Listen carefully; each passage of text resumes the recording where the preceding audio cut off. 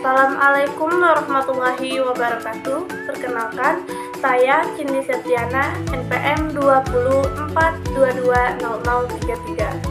Baiklah, di sini saya akan menjelaskan materi mengenai struktur kurikulum SD dan prosedur dasar pengembangan PKR, evaluasi pada pembelajaran kelas rank. Pertama itu ada struktur kurikulum SD. Struktur kurikulum sekolah dasar adalah kerangka yang terdiri dari komponen-komponen pendidikan yang saling berkaitan, yang dirancang untuk mencapai tujuan pendidikan dasar. Kurikulum ini mencakup tujuan materi, metode pembelajaran, dan evaluasi yang ditunjukkan untuk mengembangkan potensi siswa secara menyeluruh. Komponen struktur kurikulum SD yang pertama yaitu ada tujuan pendidikan, menetapkan kompetensi yang ingin dicapai oleh siswa, mencakup pengembangan kognitif, afektif, dan psikomotorik.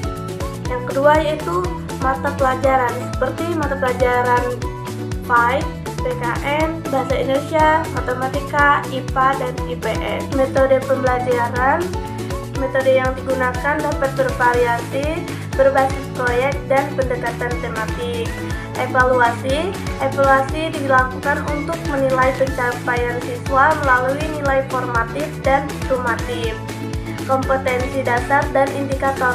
Setiap mata pelajaran mempunyai KD yang harus dikuasai siswa, kemudian dirinci dalam indikator yang menggambarkan perilaku siswa.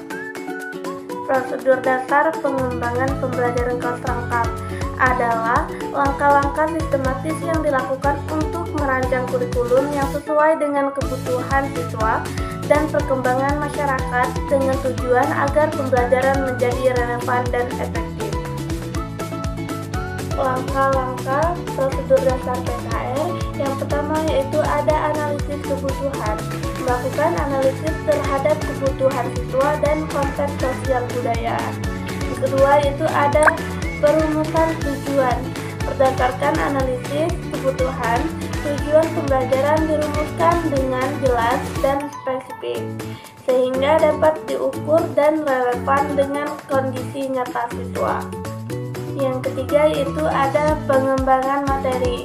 Materi pembelajaran disusun agar menarik sesuai dengan tujuan yang telah ditetapkan. Indikator dalam PKR. Indikator dalam konteks adalah ukuran atau tolak ukur yang digunakan untuk menilai pencapaian kompetensi dasar siswa. Indikator membantu mendefinisikan hasil belajar yang diharapkan dengan cara yang konkret. Fungsi indikator. Yang pertama yaitu mengukur pencapaian. Indikator memberikan gambaran jelas tentang apa yang dicapai siswa setelah mengikuti pembelajaran. Yang kedua yaitu memudahkan evaluasi. Dengan adanya indikator, guru dapat melakukan penilaian yang lebih terarah dan objektif terhadap kemajuan siswa. Yang ketiga, mendorong pembelajaran berbasis hasil. Indikator membantu siswa memahami harapan dari proses pembelajaran mereka dan berfokus pada pencapaian yang spesifik. Contoh indikator yang pertama untuk mata pelajaran Bahasa Indonesia. Indikatornya bisa berupa kemampuan siswa dalam menyusun kalimat yang baik dan benar. Yang kedua yaitu dalam matematika. Indikator mungkin termasuk kemampuan siswa dalam menyelesaikan soal cerita, melibatkan penjumlahan dan pengurangan. Penataan pengalaman belajar PKR. Penataan pengalaman belajar dalam PKR mengacu pada cara-cara di mana pengalaman belajar diorganisir dan disusun untuk mendukung proses pembelajaran yang efektif dan menarik bagi siswa. Cara penataan pengalaman belajar PKR. Yang pertama yaitu penataan tematik, mengintegrasikan beberapa mata pelajaran dalam satu tema yang sama.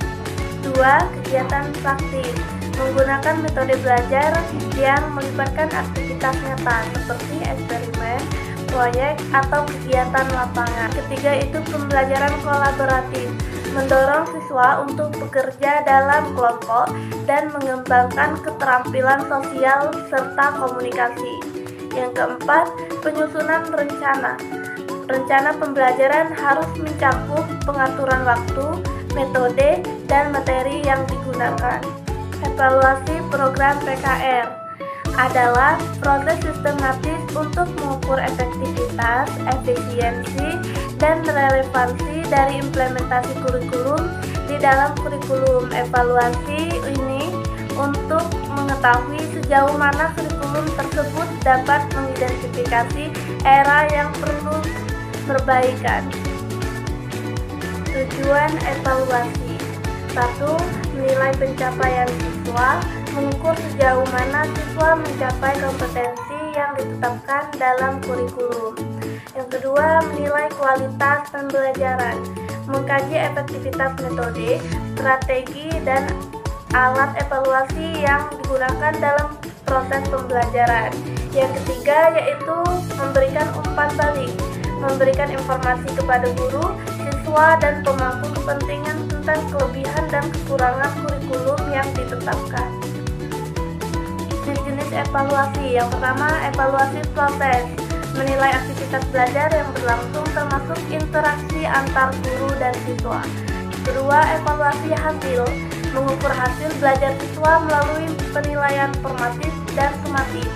Yang ketiga, evaluasi program, menilai keseluruhan program kurikulum termasuk relevansi, efisiensi, dan dampaknya terhadap siswa dan masyarakat.